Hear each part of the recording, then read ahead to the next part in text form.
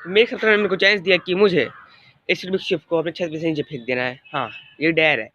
तुमको लगा क्रेजी, लेकिन हाँ मैं करने वाला हूँ। तो और दिखा देते हैं। तो फिर यहाँ से फेंकने वाला हूँ मैं। और इतना ही नहीं, अगर मेरे पास दो ऑप्शन है, एक तो वहाँ से फेंक दूँ और एक आपको दिखाता हूँ आप, या तो फिर यहाँ से फेंक दूँ। दिक्कत क्या होगी, वहाँ से पूरा खत्म हो जाएगा, क्योंकि मैं थोड़ा बच जाएगा, इसलिए मैं यहाँ से फेंकने वाला हूँ। ठीक है। और हाँ, ये सबसे अगर डेयर दिया है तो मेरे को करना पड़ेगा। आओ तब रेडी हो जाओ यार, क्या फिर फेंकने का मन नहीं करा। चलो 1, और तुम लोग को दिखा गाइस, 1 2 3। अरे भाई भाग, चल चल चल चल चल चल।